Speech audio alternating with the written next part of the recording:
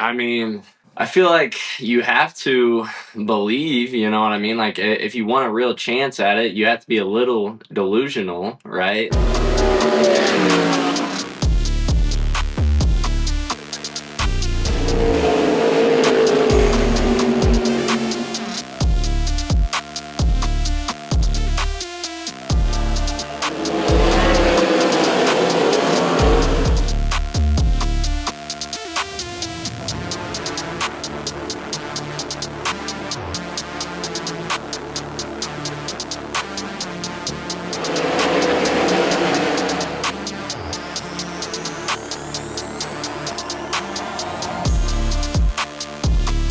Ladies and gentlemen, this is Knoxville Night in America!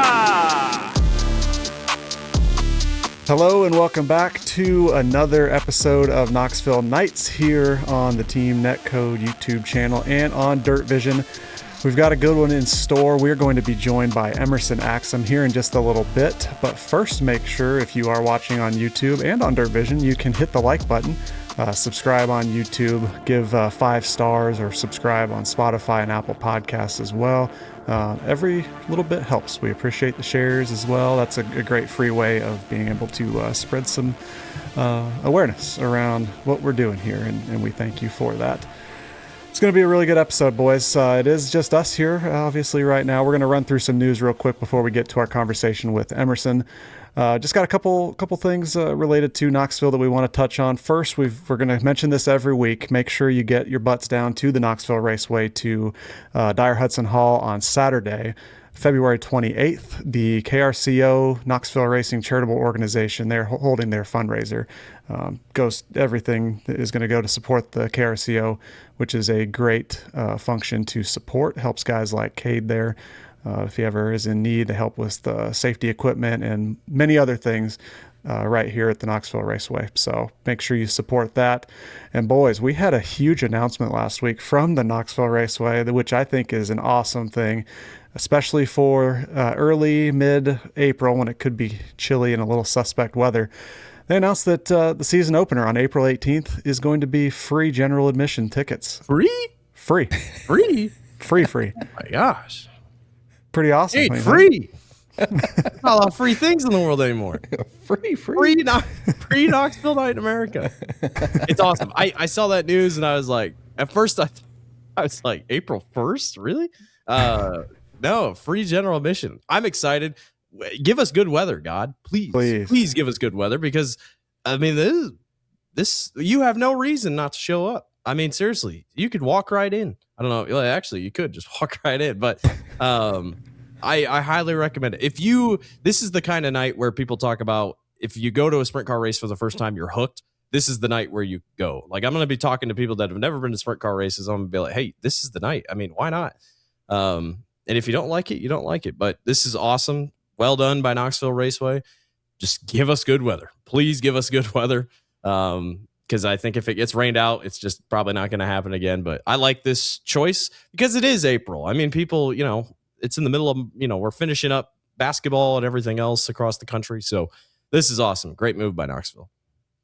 I feel like at that point, everybody's super excited to get out of their house too. And that's a great way to get new fans into the sport, like you were saying. And that doesn't hurt anybody that's at the racetrack. It builds a fan base for drivers that wasn't there before. And I think it's going to be sweet. I'm excited. I've already heard from some family friends that don't tend to go to Knoxville, or maybe haven't even been. I don't even know, that are thinking about going. So talk about, sharing new video posts from us, but also share the post that Knoxville puts out about free general admission. You never know who's going to see it, and if we can make a handful of new fans just by going to that season opener for free, that's in general just really good for the sport. So good on Knoxville and everybody involved for making that happen. It's a cool, different way of, some advertising marketing that, again, hopefully will make some new sprint car fans. That's all the news I had here, boys. I don't think that we really have any other groundbreaking stuff. So I think we can do some quick hits on what happened down at Dirt Car Nationals at Volusia before we get into our discussion with Emerson. It was really cool. We had a really, really fun Wednesday night, kicking things off with the World of Outlaws. It was a non-points night for the season. Still did count towards the big gator that was awarded on Saturday. And former guest of the show, Spencer Baston, came out swinging and won. Got the hat on. Won in his 2026 debut in the SJM car, which was badass. That car was really fast. He beat Carson Macedo, Anthony Macri, Buddy Kofoid, and this guy named Donnie Schatz, who went 21st to 5th out of the B main, which we'll talk about that. That was badass too. We also saw another friend of the show here, Garrett Williamson, Rookie of the Year, defending Rookie of the Year, went 18th, plus 18 to 8th. And the guy that we're going to talk to shortly, Emerson Axsom, went plus 12 to finish in 11th. Pretty fun and some spicy stuff to kick off the Outlaw season. Yeah, I thought it was a great start. It was an awesome start. Weather was cool, but it kind of everybody hung on through it. A lot of coats, everything in the crowd. But I was so happy for Spencer. I mean, it's just when we talked to him at the beginning of December, there was pressure, but sometimes there's always pressure, and he knew that. We knew he was going to be fast based off what we saw in Charlotte, and then just the exclamation point to put out on top of it. First win since 2023 in a sprint car at I-55. First full race win. Chase Rodman commented about this on my Facebook post since Bristol 2022 when he beat Kyle Larson, because at I-55 they only ran 13 laps because the fence broke down. So very cool for Spencer. You could just tell the emotions. He just really didn't know what to say. And I think he's going to enjoy. It felt good. Yeah, you can tell he really savored that one. He enjoyed that one because you just never know when you're going to win again. The rest of his week was not as good, but this shows that the speed's going to be there. The consistency is going to be there. And this is not the only win of the year for Spencer Baston.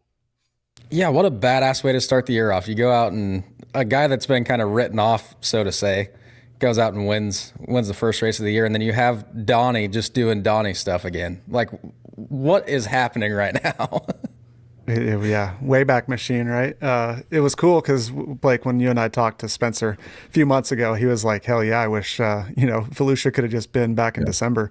And just cool. I mean, looking at social media after that happened, you could tell how special that was, just kind of even for the community. Like, everybody was supporting Spencer, and happy to see that. So really cool to see what he can do and what that team can do for the rest of this year. We're going to be here to talk about it, so that'll be fun. You want to talk about Donnie real quick? Yeah, I was just about to say, let's talk about Donnie Schatz. Qualifying for the first couple days in, they got to get qualified and figured out. Qualifying was just the Achilles heel, and that's been Donnie's thing the last couple years. This felt like on Wednesday night, that's kind of how Donnie was even with Tony Stewart Racing the last couple of years. Yeah, he was finishing well at some points, but he was having to come from the back. And even some of his wins, he's had to come from mid-pack. 21st to 5 is great. I mean, in some races that people were not able to pass very well, he was flying up through the field. There will be questions, is it because Donnie he's really good at Volusia? This is a high horsepower track. And I felt that the fact that CJB was very strong, that's a good sign for Donnie. And he talked about the team so much. I don't know if you guys picked up on that too, but he talked about every single person on the team. And he's like, they were giving me what we want. They had a great picture. They had a team dinner. It just feels like this is it's a fresh start for Donnie, and I'm really happy for him. And I'd say they're happy with how they did. I know the last night they didn't go forward as much. Ironically, he qualified the best on the last night, but then the car just didn't go forward. But this is a good sign for Donnie. I'm excited to see what he does during bike week. If it's any indication, he's going to win a race this year based off what we saw, because he didn't have the speed last year to start at Volusia, the 15 for TSR. So if I'm a Donnie Schatz fan, I sleep a little bit better at night until bike week, and then as the season goes on, because I feel like it was a good showing considering how bad it could have been. Yeah, for sure. And we say it all the time, especially at Knoxville, because it's a high horsepower racetrack, but qualifying is super important, especially with the outlaw format. The way that their heats are lined up directly off your qualifying, like if you don't qualify good, it sets you up in a horrible spot. So you hit the nail on the head. He's just got to qualify better, and obviously we saw he qualified a little bit better the last night, but to see him running up through the field like that and being as happy as he is, it feels like he's kind of found the home that he lost with TSR a couple of years ago, and he's getting back to his normal self. And like you said, he's going to be building on that speed all year long. I like how you put that. That's exactly how, from the outside, it's kind of looked to me too. And, not to jump ahead too much, he was on our big movers list every night. So that's probably not something that they want to make a habit of, starting so deep.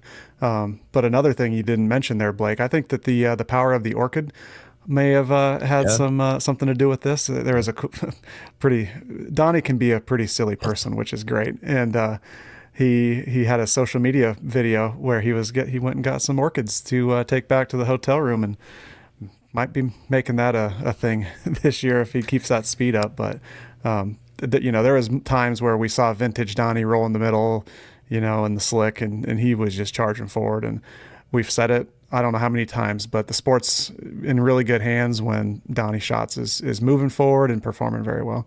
Yeah, and we'll get to it on Saturday, but the reason he also did better on Saturday, he passed 4 cars in the first turn in his heat race. He was making moves, and good to see Donnie running like he is. You talked about Garrett Williamson. I was very impressed. All last year for Garrett, I like Chris Windom, but I was always thinking, where's Chris Windom? Where's Chris? Because that was the Rookie of the Year battle.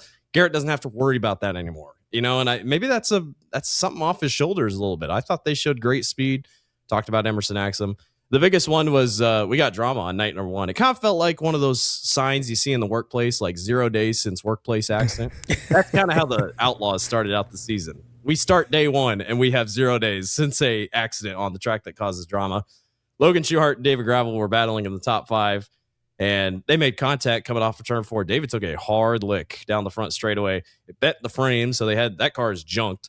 I guess the David Gravel luck it wasn't points. It was show-up points. Yeah. Whereas anything else, that would have really hit him early in the Outlaws season, but it didn't matter. I think because it didn't matter as much, maybe we're just not hearing about it as much. David immediately gets out of the car, sees the replay, and says, that's Logan's fault. There was not a beat. He just said, yep, that's Logan's fault. He got into me.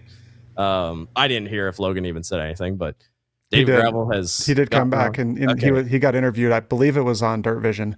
Yep. And basically, I'll just condense it here, basically just said there was a difference of opinion on what happened. He felt that he didn't have time to check up with David. I don't think I'm putting words in Logan's mouth here, but Logan has talked about how usually when he runs the bottom, he doesn't just sweep all the way up the racetrack. And he said there was such a difference in speed that he didn't have enough time to stop, and he was trying to cut underneath him, hit bumpers, and that was that. That was exactly what it looked like. That's exactly what it looked like too. Gravel had a huge run on the bottom, and then by the time he got even close to Logan, he was almost stopped, it looked like. So Logan definitely wasn't wrong in saying that the speed difference was insane, because you don't expect a guy to just stop like that, especially Gravel, who is really good everywhere he goes on the racetrack. So I think it was more of a racing deal than anything, but it definitely just caught Logan by surprise that he was that much slower at that point. I mean, I didn't expect that to happen. So I know for sure in the middle of the heat, he definitely didn't expect that to happen. And you haven't run a ton of 410 stuff, but you've run some races in a 410 at Knoxville, a half mile, got a lot of speed there. Talk through a little bit how quickly that space closes, just the closing rate in a 410 versus what you're most experienced in a 360, and how much you're worrying about the guys behind you. Because if you're Logan, people are right there, and if you just stop, you don't want to get yourself run over either, right? Right, and that's something you can't really race off of the people behind you, but in that instance, obviously he can't stop or he's going to get run over by 3 or 4 of them usually. But the closing distance in a 410 is insane. It looks pretty easy to tame on TV, but behind the wheel of the car, when especially little minute mistakes like that, it happens faster than you could drop a quarter. It's just really tight racing, and it all happens way faster than it looks like from outside the car even. I mean, you're talking, you could probably have an easy 10, 15 mile an hour difference from trying to putt around the bottom on a slicker track to ripping it up top, pounding the cushion like what Logan was doing. It's easy to say from the outside, who was at fault, he should have done that and whatever, but truly don't know unless you're sitting in the car. So that was interesting, Blake. You did bring up a good point. It's just like, man, David Gravel never tears up race cars. In the one time he did, it was in a non-points race. So I know that they definitely did not want to start their season off that way, but they caught a break that didn't affect their point season. So unfortunately, Mother Nature won on Thursday, rained us out. We had, in the group chat, we were a little worried about this, that we knew that there was some weather coming. And yeah, I planned my nights around the Outlaws. It rained, and I was like, I texted Tony, and I'm like, what are we gonna do? It was a tease. We had such a great race, such a cool storyline with Baston winning, and then it was just like a wet fart basically on Thursday. But we were back on Friday. Had a nice duel, hopefully, maybe a little preview of what's to come in the points season for the World of Outlaws. Michael Buddy Kofoid took the dub over David Gravel. Shocker. We're going to hear that probably a lot this year. I feel like we know what we're talking about, Josh, because if you remember, and I talked about it on the show, we hammered home Buddy has to be good at Volusia. And guess what? He's pretty good at Volusia. Pretty good. I mean, you couldn't ask for a better start because, the points paying races, he showed up. Great speed in that TRD engine. I mean, I was very impressed by what he was able to put together. Didn't feel like he would lose that race last year, but I think it was like hey man, Buddy's not going to get pushed around. I mean, he's going to be there with Gravel all season long. Yeah, you hit the nail on the head saying that he had to be better at Volusia, but we also hit the nail on the head saying that they were definitely going to build on that speed they found the second half of the year last year. And that was a pretty cool statement from them, I think. Yeah. And I would say probably the top three drivers that we, would have put in our power rankings, if you will, finished on the podium. You had Carson Macedo. Yep. I mean, Carson Macedo did not finish off the podium all week. I mean, that I don't hear many people talking about that. Honestly, we did talk about how they needed to step it up. Yes, that's another one. I was very impressed with Carson Macedo. Truly, yeah, they look good. That car looks great too. By the way, that the subtle touch of blue on that car, and it's a rocket ship. That thing is sick. Buddy has it's like a modern retro look. I love that. It reminds me of Lazowski's. It looks so cool. Yes, there's some great looking paint schemes this year. I love it. Donnie, the Concrete King finished fourth, and Logan Schuhart rounded out the top five. You're saying that nickname seems like it is going to stick, or at least that's what Johnny's going to keep calling him. So as it should. Donnie Schatz plus 15 to 6th, another great run. Spencer Vaston plus 12 to 10. So another fun night on Friday. On Saturday for the Big Gator, it was like a 2-point race. It was crazy. Anthony Macri outduels David Gravel. They were battling in the final couple laps. And on the last lap, David kind of slid him going into turn one. And then Chase Dietz was the lap car. And Macri said that he had been watching film. He was studying tape from the 360 race. And he saw that everybody was able to get a really good run diamonding the corner off too. And by golly, he did exactly what Gravel did to pass him just a lap or two before. And they went into the corner, and Gravel thought Macri was Dietz. So he just thought Dietz was going to lift. Dietz was going to leap. And that was it. Macri just sent it into the corner and was able to hang on. So that's Gravel just kept reiterating. He's like, I thought that was a lap car. He's like, I did not think that was Anthony Macri. And Macri ends up winning. And it's such insane speed out of the 39. I mean, Eldora was big. And I said it wasn't a fluke. But there were people that thought, Eldora, couple of years ago, you lead all the laps. Like when Logan Schuhart won the million, you're like, okay, well, nobody could pass, blah, blah, blah. The 39 has got speed, and you're just like, man, if only he was on a tour. I mean, he's the outlaw points leader right now, technically. Which is crazy. But it's just it's crazy seeing that pop up. Insane. They should be so proud of the speed. They are it's not really a hot take, but they're the best posse car. And the fact that now they can go anywhere and be fast, not just in Pennsylvania. That's a big statement for the 39M. Yeah, and Gravel thinking he was a lap car, I think, was just the fact that his race car looks so much different this year. I mean, that was the first time you really got to see it, and that definitely will mess with you. I've had that same experience before where you're not realizing who you're racing, and then you're like, oh, shit, that about got real. We'll see how this plays out with Gravel. Is he going to be able to repeat what he's done, especially last year, just with the dominance? But I thought that was kind of maybe a shot across the bow with those Friday and Saturday night races. Buddy outdueled him. Macri outdueled him, in the last lap specifically. See the bridesmaid this year, Yeah, I mean, still though, he didn't finish outside of the top 2 in the points races from last week. So overall, Macedo, like we said, he was on the podium once again, finished third. Buddy did not have a great start to the night. He was buried in the feature. He came up from deep in the pack. He went plus 17 to finish fourth, and our guy Brian Brown represented well. Finished a nice couple week stretch there with a top 5 finish with the Outlaws, which was cool to see. But yeah, we'll see how it goes. I know that Blake, you and I both predicted that Gravel's going to win the championship this year. We'll put you on the spot, Cade. Who would you pick now that you've seen a weekend of racing? Championship pick for the Outlaws. Obviously, Gravel's got to be your pick right off the bat. But if Buddy can put together a year like he's starting already, it's going to be a landslide with Buddy this time. And I like the high horsepower tracks, but I really can't wait for Talladega short track, because then it's like, okay, who has the best short track package? Because I think that's another big one that a lot of people circle. And there were guys that ran really well this week, and there were guys that did not run really, really well this week. I love Bill Baylog. Bill Baylog did not look good this week. Just struggled a lot. I thought a couple of the Rookie of the Year contenders, Scott Boguski struggled a little bit. Scotty Thiel was better. Scotty Thiel looked good in some places. Casey Jedrzak had an unbelievable run in the 6. I thought he looked really good. Emerson will probably tell us he wishes that he was a little bit better. Obviously, they were solid on the first night. He was in the A anyway. But a lot of good cars had to take provisionals this week. So I think, that's another thing that just stuck out to me. But you got another couple chances with Bike Week at Volusia, and then just like that, I mean, you're into it. Once we get going to the West Coast or on to the southern part into Mexico and Arizona, it's going to be interesting. For sure. Agreed.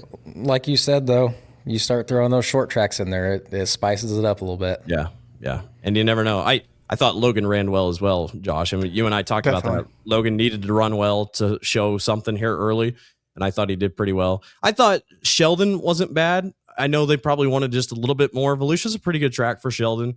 I think maybe they would want just a little bit more out of the car. But, yeah, overall, I thought, it's going to be that top 3 feels like it's probably going to be Gravel, Kofoid, Macedo right there. Logan's going to be right there in 4th. And then good luck predicting who's on back. I mean, it just feels like it is going to be a hornet's nest. And what a big field. Like, that's the cool thing. This is such a cool field. Like, there's nights last year where the Outlaws will go somewhere and you're like, man, this is the bare bones Outlaws field. And we're barely fielding 24 cars. Now the Outlaws make up, 15, 16 cars almost? 17, I think 18. Yeah, so, I mean, that's awesome. With the addition of Emerson, which I'm excited. We're going to have a hell of a Rookie of the Year battle that we're going to be able to watch this year.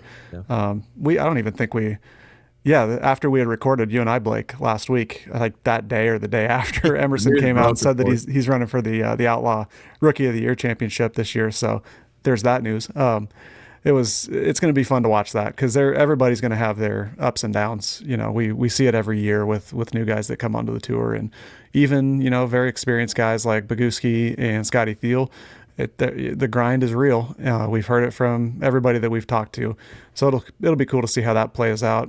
As we wrap up Saturday, the Concrete King did take home the big gator. He had a hell of a week. Never was outside the top 4, I believe. Yeah. And also Don again went +9. He finished 10th, not outside the top 10. He was outside the top 6 once over those 3 nights. Yep. And Parker Price Miller went 20th to 12th, going +8, another big mover. So it's fun. We were texting about it. The sprint cars are back, baby, and it's so much fun. We got to wait a freaking month though, which sucks, before they race again, but could be worse. I'm ready to talk to Emerson. I don't know about y'all. Let's do it. All right. I'm about it. Emerson Axsom joins us on the Knoxville Nights show. Emerson Axsom joins us here on Knoxville Nights. He is the 2026 Chili Bowl champion. He is not Kevin Swindell's favorite driver. We've learned that. And his Indiana Hoosiers just won the national championship in football. I'll start with that, Emerson. Why not? Was that the greatest day of your life? Does that surpass the Chili Bowl when Indiana wins the national championship? I don't know. I mean, I was pretty pumped up about it, but a couple people asked me that, and I mean, I think it's awesome, but like I have no part in the team, so you know what I mean. Like it was cool You don't to say we see. when talking about No, Indiana. no, I don't. We have season tickets, so I technically, I feel like we're a You donor, fund the right? team. We could say we, but no, I don't. We need to get Signetti to some freaking dirt races. That guy Right. seems like something else. Man. I guess, well, let's talk Chili Bowl. Why not? What a year, man. I mean, I wanted to start with this. In 2022, you took a massive flip down the front stretch in a winged class race for the Tulsa Shootout. And you're pretty emotional in that interview with Connor Wade afterwards. You could tell that kind of meant a lot to you. Would you have imagined 4 years later, after that January 1st, 2022 day, when you're wrecking down the front stretch, that you'd be standing in victory lane, a Chili Bowl champion? I mean, I feel like you have to believe, you know what I mean? Like if you want a real chance at it, you have to be a little delusional, right? Like, so I feel like I feel like if you would have asked me that, then I probably would have said like, yeah, I think I can win the Chili Bowl. But like realistically, I knew how hard it was, and like I know what has to go right and how hard it is, and like there's only so many opportunities you get to win those kind of races. So I probably would have told you, yeah, but like realistically, I do know how hard it is, and I didn't really expect it to come so soon, and kind of go my way. Like, I mean, to win, you have to have everything go your way. So, like, that's kind of why we won. You know what I mean? Like, any winner at the Chili Bowl does have stuff go their way. But I guess to be that guy that had stuff go their way and catch some breaks and be in the right position. And I put myself in position. But, yeah, it's crazy to say. Still, it really hasn't set in yet, even now. That's what I was going to ask if it's even sunk in yet. I know we're only about a month out. So we've got that, but I'm going to preface my question here that I don't mean this as a compare SpeedLab versus KKM or anything like that, but you know that's something that you did touch on a little bit throughout the week down at Chili Bowl. What was it like going into the Chili Bowl this year, knowing that you are teaming up with a team that has won, what was it, going in 2 of the last 3, right, with Logan? What did that do for the confidence, and how did that compare to previous seasons when you were going in with KKM? Yeah, I was nervous, honestly. I was super nervous about switching teams because I feel like it's almost like a lot of times guaranteed a wrong move to leave Keith, right? Especially at the Chili Bowl. Like, you know, if you're going to win in anything, like, I feel like with 15 cars and stuff, like, they have the most knowledge in there and like data, and they've been doing it a long time. So I was nervous about switching, I'll be honest, but and like I feel like me and Logan have pretty different driving styles. Like I feel like he has a certain driving style that like if you get a car that he likes to drive, that he'll just run it harder than anybody, but he has to be comfortable. So I was worried about like would me and Logan's driving styles match up and me be able to get in the car and be good, and so I was nervous about that, but thank goodness I did. I did. Kevin was awesome to work with, and Logan was too. They both helped me a ton to get comfortable, and yeah, I mean the cars are very different. Like I could tell you that from driving them both. Like Keith and Kevin's packages both are very fast, but they're very fast in different ways. Like Kevin's car is definitely more forgiving and more of a neutral car that it has a lot of steer all the time, right? Like the front tires, it's always going straight when it wheelies, and the front tires are on the ground 99% of the time. It doesn't really wheelie a lot, it seems like, driving it. To where some of Keith's stuff is like it's always, I feel like, set up with like max grip and like wheelies all the time, and when it does wheelie, it kind of wants to like corkscrew and kind of like do a backflip, and it's just hard to drive. It's really fast, but sometimes it's hard to drive. And I think that was the biggest thing, was getting into Kevin's car. It was super forgiving.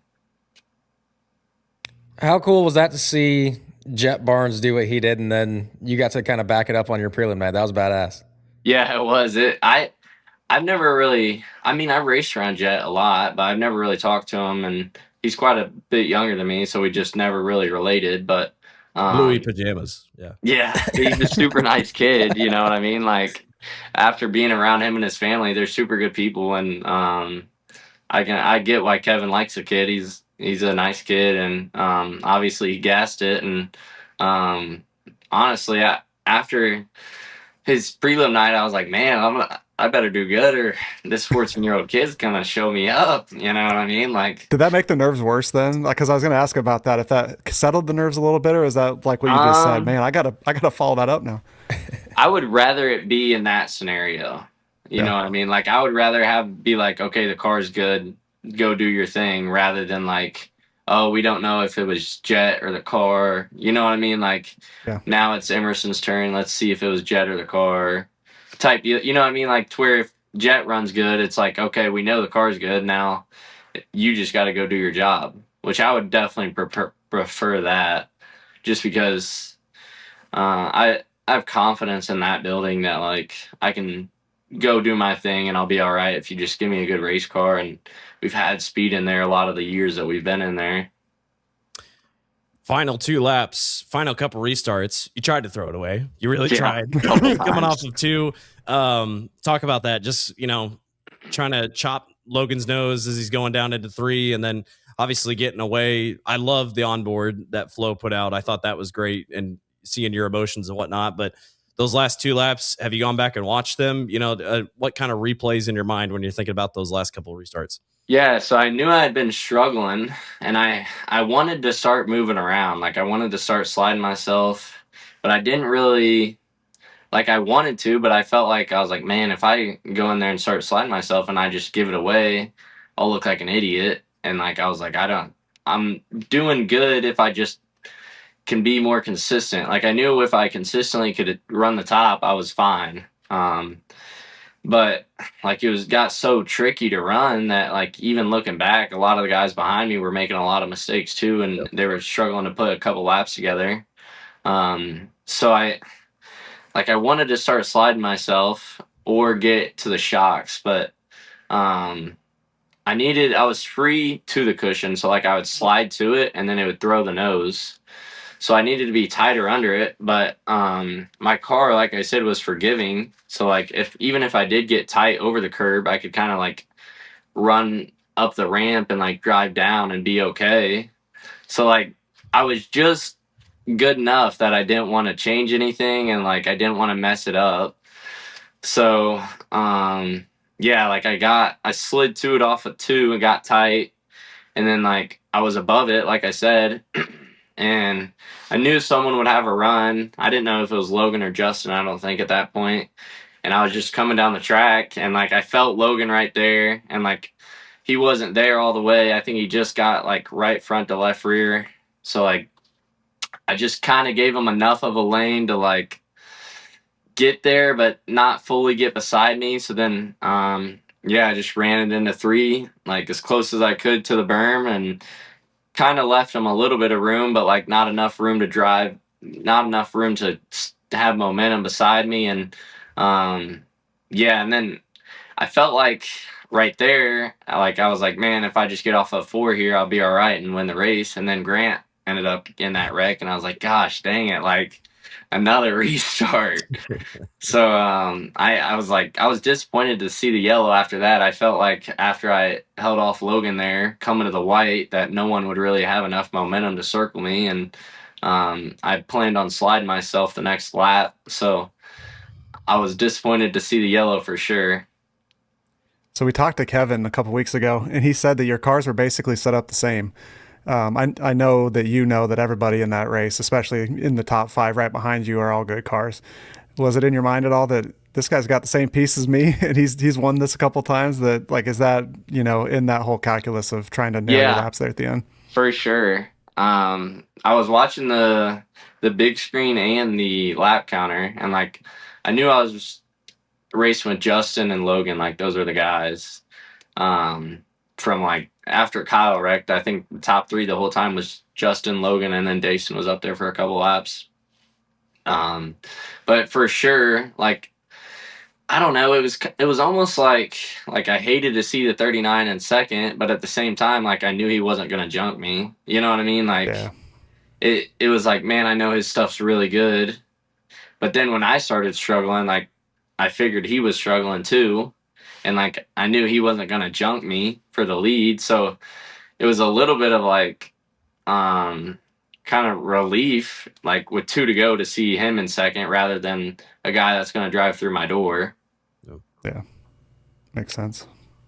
Looking back at it, does it seem kind of surreal that you were up there slugging with those guys? Like you get that little fan coming out of you? Because I feel like that'd be the toughest part. Like looking back at it, because obviously as a racer, you know, like you're set on kill the whole time, so you don't even really think about it. But I feel like that'd be cool to look back at and be like, I beat their ass. Yeah, for sure. I mean, the thing about it though is like the past since probably Tanner Thorson won the Chili Bowl, I've looked at the Chili Bowl as like I've tried to look at it as like a almost an outdoor midget race, like because like with Tanner Thorson winning, Logan winning, and then obviously Kyle's kind of an outlier, but like them 2 guys, I race with them all the time. Like that's the way I look at it. I'm like, man, I beat Logan and Tanner before. Like, why can't I win this race? I'm good in here. I race with them all the time. Like I beat them before they beat me. I beat them just as much as they beat me, I feel like. So I was like, if we could just be in position, like I'll just look at it as like a USAC race. So yes and no, just because I feel like I have that mindset of like it's just another race. So I definitely like when I look at it from 1,000 feet away and like realize what I just did. Yeah, I do fan a little bit about it, but when I look at it as like a racer's perspective, and I feel like with the mindset I have, it's hard to look at it as a fan. You know what I mean? Yeah. Still the fact that you're going to be a Chili Bowl champion forever. I know. What's that mean? Like it's crazy. I can't even. I don't know. I can't remember. Or I won't be able to tell you how it feels for a long time. I don't think, just because, like it's so surreal. Like I remember growing up begging my dad to take me to the Chili Bowl to go watch, and he never would, just because it's such a grueling week. But I've always watched it, and like I remember watching loud pedal videos when I was 10 years old and stuff. You know, It's cool. That's awesome. All right, Blake, you let's want switch. to Go shift ahead. gears? Yeah, I was gonna yeah. say we can shift gears to Volusia. You know, we didn't get the big announcement that you're going to run with the World of Outlaws last week. Thanks for that. But no, you had a pretty good ASCS week. We'll get to the Outlaws here in just a little bit. We'll just talk about Saturday, just to keep things moving along here. But how would you classify your ASCS week? You ended up second on the finale night, so I'd say probably ended up pretty damn good. But how'd you look at the entire week? yeah, we're solid. I mean, so it's my dad's my crew chief this year, and I mean he's worked on a lot of race cars and stuff, but I feel like it's gonna take us a little bit of time to like be really consistent. So we started out the week just okay. Like it was our first time working together. Like the 27, he's been a part of the 27 program in the past, but never really called the shots on anything. So like we're just learning, and we ended up okay at the end. I think we were pretty good. I had a shot to win, racing with the right guys, kind of deal. Like racing with Brian and Sunshine and Brady Bacon on half miles. Like usually you're pretty good. So ended up with the right amount of speed for sure. Just got to get a little more comfortable and kind of get the feel that I'm looking for. And like I said, it might take a little bit of time, but we've jumped in with both feet before and some high level racing and been okay. So yeah, I'm just ready to get some races under our belt and try to keep building this package that we're looking for. Is that kind of the same thoughts for the 410? Yeah, Obviously, yeah. tough field. I mean, 44 plus cars pretty much every single night, and just kind of that feeling out process. Are you glad you get to go back here in a couple weeks, get a little bit of time off, and then right back for bike week? Yeah, I mean, I don't really like Volusia, so like I would be okay with not going back. But What about it don't you like? I don't know. It's just so fast, and like, I mean, I feel like I can't even say that the racing's bad because like Donnie Schatz passes everybody. Yeah. So like, I can't even complain about like not being able to pass, but it's just so tough to pass. Like right now, I feel like as a wing driver, I'm good enough that if I qualify good, I can run up front and have a shots win. But if I get buried right now, we're just not good enough to drive through the field like Donnie or Buddy or someone like that yet. You know what I mean? Yeah.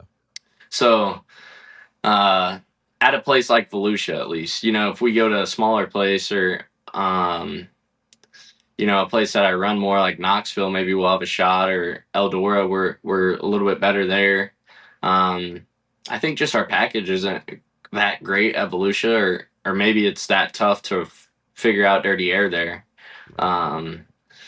So I'd say that's the biggest thing. I'm not very good there yet, so I don't really like it. But I mean, we'll figure it out. It's just keep going back. Like I mean, I'm glad to go back and get another chance at it, but I would also be okay with not going back. We talked to Cam about it too. He obviously said the dirt was way different. It raced way better, we thought. Mm-hmm. It definitely did, yeah. How tough was that to get a hold of? Because it looked like, I mean, guys could lose a run really easy if they got even, I mean, a half a car off their normal line. It's slick. It's slick for sure. Like we were in qualifying, or even in the 360 stuff. I mean, we were backpedaling all week, running like half throttle down the straightaways and detuning a bunch with the 410 stuff. And I don't know. I mean, it's just, I feel like everyone I talk to kind of says it's more like old Volusia, like back like 10, 15 years ago. So I think that's another reason a guy like Donnie was really good, just because like in my lifetime of watching World of Outlaws, I've never seen Volusia like that. So I didn't really know how to race it because I'd never even seen it. You know what I mean? Like it was kind of one of those deals that it was like going there for the first time again. So it was definitely tough, but it definitely raced better. And I think, I don't know, it's unfortunate they watered it so much the final night or whatever happened. Maybe it was more humid for sure. So maybe they just weren't expecting that. But yeah, the first night was really cool. All week, the 360s were really cool. And I think it definitely still, even the final night, raced better than it had in the past. Yeah, for sure. How did the Outlaw ride come about? Obviously, during Chili Bowl, you kind of threw shots at High Limit, so that was kind of like, all right, we probably know where he's probably going.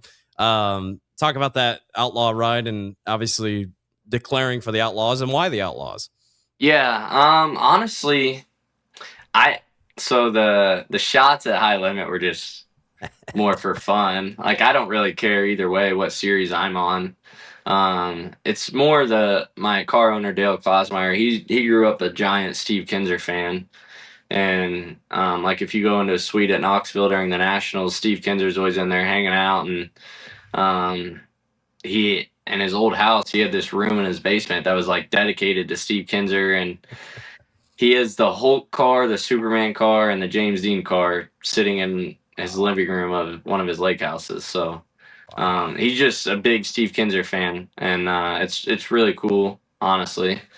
But so whenever the owner's he's paying for it, so I kind of left it off to him. You know what I mean? Like You whatever drive you where wanna you're do. supposed to go. Right. Like it don't really matter to me. And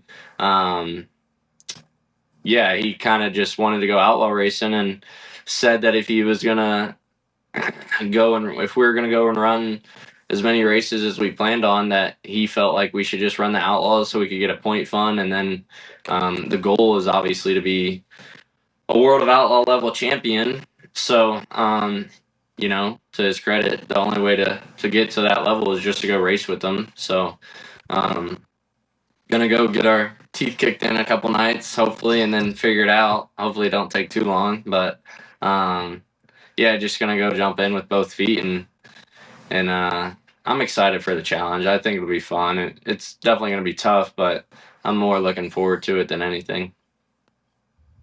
And how did the 27 ride come together? You guys have been together for a few years now. Yeah. And I should know this. Have you run wing stuff with anybody else?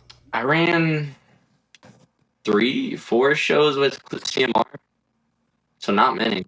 Okay. Um, Yeah. So how did the 27 deal come together? And seems like it's worked out really well for you guys. And now, yeah, you're hitting the road with. yeah, I've just become so I raced with Tucker and them and midgets and became family friends, and yeah, I was kind of just around whenever Tucker said that he didn't want to go racing anymore and that he wanted to focus on the business and have a family, and kind of just felt like he was burned out. And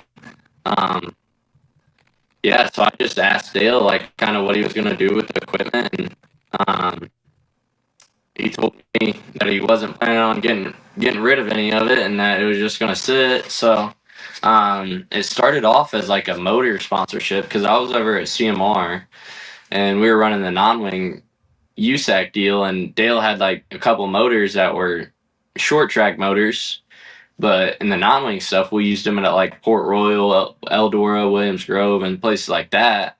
So it started off as a motor sponsorship and then slowly turned into he wanted to help build my program at CMR. And because CMR said whenever I first was there that they wanted to do a 2-car team, and then it kind of just fell through, and they said they wanted to focus on 1 car, and there was no hard feelings. It was just it didn't work out. And so Dale had kind of already committed to helping me out over there, and then I called him and told him like what they had said, and he was like, well, we'll just do it our own way then. That's fine. And kind of just got fortunate to know the right people, and that's really it. Like, just got fortunate to be put in the right position and know the right people, and then I posted my plans on Facebook just to let everybody know, because everyone was messaging me about like CMR and what I was going to do the next year. And so then I posted about it, and Scott Petrie, a guy that I ran midgets for in the past, and we were still good friends, he'd reached out to me and basically just said he wanted to be a part of the program. And yeah, just kind of lucked into a lot of it, and really fortunate to be in the spot that I'm in. You kind of filled out part of the year last year with KCP. How much do you think that is going to help you this year and your rookie year in the Outlaw Tour? Yeah, I think a lot. I mean, I don't know. I feel like the way we race, like even when we don't run the Outlaws, like we run back-to-back tonights. You know what I mean? So like we run a very similar schedule to the Outlaws, that like we're just not running the highest level every night. You know what I mean? Like we'll go and run Knoxville or someplace in Iowa on Friday, then Knoxville, then Huset's, and like kind of do a back-to-back deal and then drive all the way back home. And so like I feel like my schedule's not been super different from the Outlaws in general anyway. And like I've always kind of ran a national series growing up.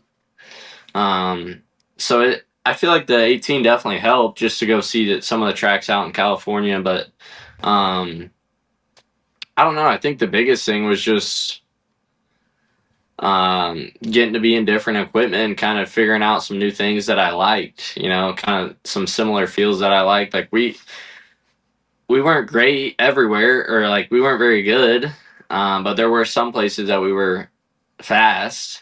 Like we were solid at Knoxville, and then there were some places in South Dakota that we were solid. And I think it's just some things that I figured out that I could apply to my own program, and learn some stuff that other people are doing. And honestly, I think the biggest thing was whenever I went back to the 27, Ripper came and helped me. And just being able to work with him, he was a huge help. And he's still a great friend and turned into one of my better friends. And I think working with him was really the biggest blessing, and learning from him and just giving me kind of a feel that I can chase after now, I guess. How did the KCP deal come to be? Obviously, Gio's out of it, and then there were rumblings. They were like, "Oh, it's Emerson." Didn't know. Like, how'd that whole process go down? Did you just get a phone call? Did you reach out? Like, how did that go? Yeah, I knew that. I heard about it, and then kind of just, I don't remember if I reached out to him or he reached out to me, but we were at Eldora, and like I said, I don't remember who reached out to who first, but I know he said come to his RV. He wanted to have a chat, so I went over there, and then yeah, just kind of talked about it, and kind of told him that after this weekend, he needed a driver just for the Outlaw show the night before the King's Royal. Yep. And I wasn't going to leave my team. Obviously, I felt like my guys had done me good, and I was grateful for an opportunity, but I wasn't going to. I told him I couldn't leave my team, and that if he found somebody else, take him, because I can't run tomorrow night or whatever it was. And then he ended up not finding anyone, and it worked out, and kind of gave me a call after King's Royal weekend, and said that he hadn't found anyone and that he wanted to work something out to finish out the year. And yeah, that's really kind of how it went. Cool. Did you plan on finishing the year out, or did you plan on getting back in the 27 to kind of round the season out? Yeah, I planned on finishing the year out. We were at Sharon. We were just struggling. I don't know, like, for whatever reason, we couldn't get going. Like, I don't know. It was weird. Like, I would feel okay, and then like I would come in qualifying, and that would be I ran it as hard as I could, and the car felt good, but we were 10th off, and or 10th or 2 off, and it was like 9 or 10 spots. And then with 3 heat races, you start 5th, and it's like, man, we're buried already. Like, now we got to dig ourselves out of this hole. Then we're only 2/10 off or whatever it is. Like, so it was kind of just one of those deals. Like, I could not get that extra 10th or 2 out of the race car. And then we were at Sharon, and we had ran. That was probably our worst night of my tenure over there. And then Matt called me, and he was like, "Hey man, what kind of position does it put you in if I let you go? Because I already got Sheldon for next year." And he was like, "If we were planning on running next year, then I would keep you, and we would just keep trying to build this deal and figure it out." But he was like, with Sheldon coming and Ripper coming, like, he kind of told me it was an opportunity that he couldn't pass up, which is fair enough. Like, I get it. So I appreciated the heads up, and he was like, "What kind of position does it put you in if we go separate ways?"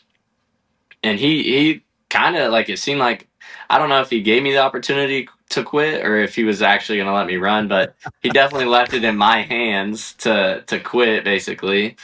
So yeah, he was just like, "Look, if you can go back to the 27 and build your program up, then it's probably best," which I appreciate. You know what I mean? Like, he didn't hide it from me that he had Sheldon coming next year, and that kind of just gave me an opportunity to go back to my own car and try to get my plans ready for this year. And thankfully he did. It's a respectable move. Yeah, for sure. And talking about getting back into the 27 and doing your rookie season this year, what would you guys consider, both yourself and then as the team, what would you guys consider a good rookie season with the Outlaws? I don't know. Like, I don't have any, I don't know where to put goals at. You know what I mean? Like it sounds crazy, but like, I feel like my goals are like probably top 8 in points and then a couple wins. Like, I feel like that would be a really solid year, a really good year for my rookie year. Like, I mean, I feel like it's definitely high goals, but I don't want to set a goal of like just finish out the year. You know what I mean? Like, I want to have a goal that goals that I can really chase after and like try to strive to get. So, you know, they gave me a card at the World of Outlaw Media Day and like was like, write one goal down and we're gonna give it to you at Charlotte. So my goal was win 3 World of Outlaw races. So I think that's a good goal. It's definitely gonna be hard to do. You know, I've been running the Outlaws for 2 years on and off now, and I haven't got one yet. So, I have a lot of opportunities here. but I feel like it's definitely an achievable goal. It's just going to be tough, but if we, I feel like you need to set goals that are hard, right? Like you can't just set easy goals so you can achieve them. Got to keep pushing yourself.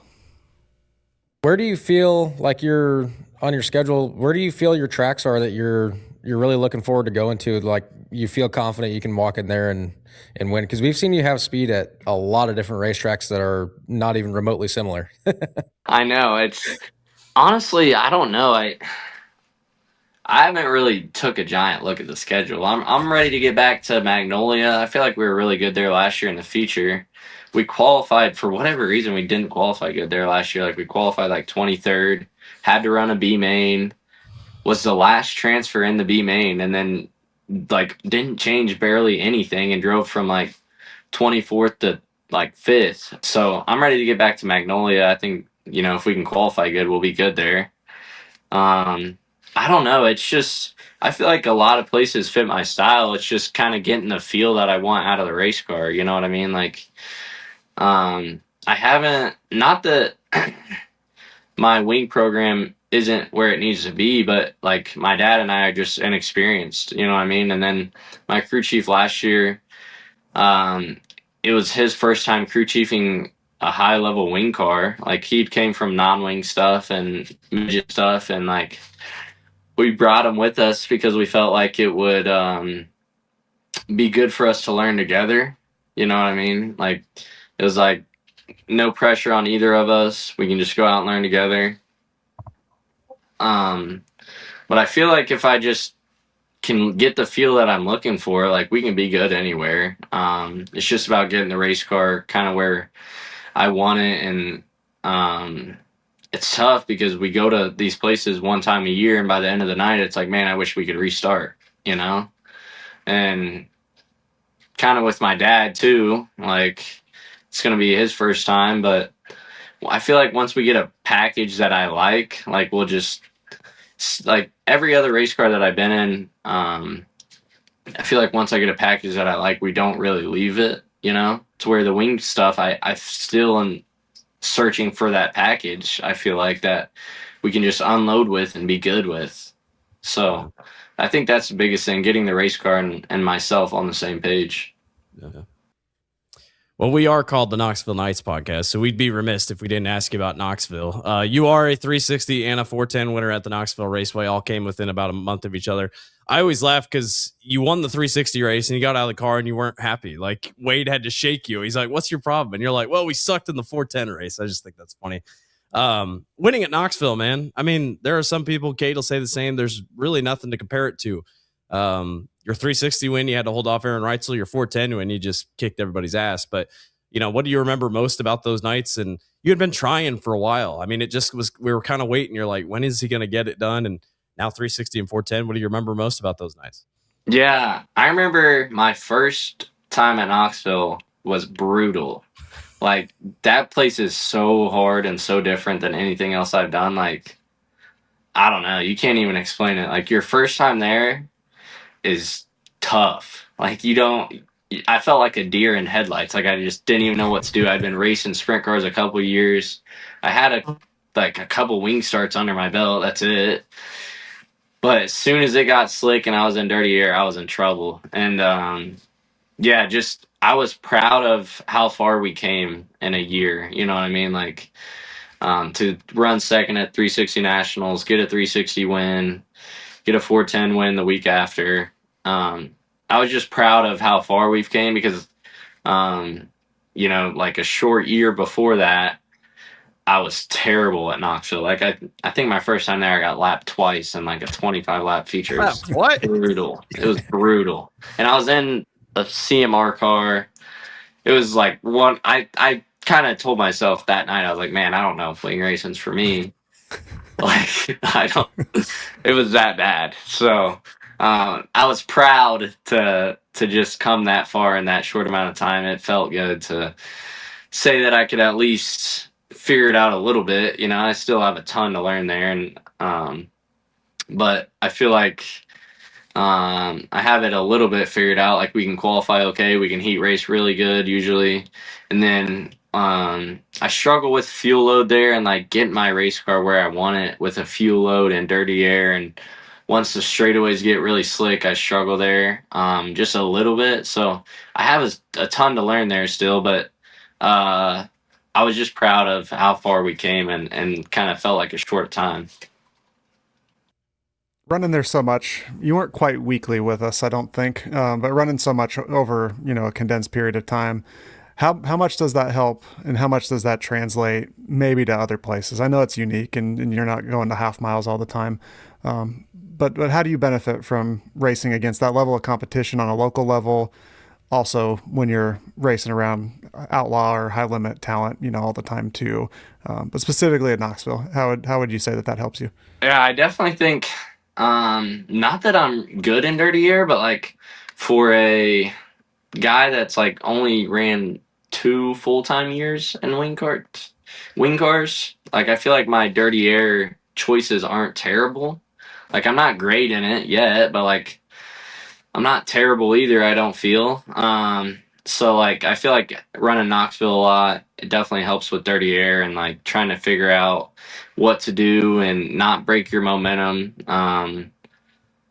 I wish I could run Volusia weekly almost, because that place is a little bit worse than Knoxville, I feel like, in terms of air and momentum. Like that's the one place we go to that I feel like it's harder than Knoxville to get around with the air and the momentum. But if we go anywhere besides Volusia, I feel like I'm pretty solid in dirty air, like Eldora and stuff, and some other half miles we go to. And yeah, I think that's the biggest thing, is learning how to get around air and momentum and starts, especially, you know, doing it right off the bat, like kind of getting my teeth kicked in for a while and kind of being forced to figure it out. I think that helped. You're obviously still a very young guy, but you sat in a lot of race cars. I'll go like, we'll say 2. What are 2 race cars you haven't driven yet that you really want to sit in? I definitely want to run a super late model, dirt late model. There we go.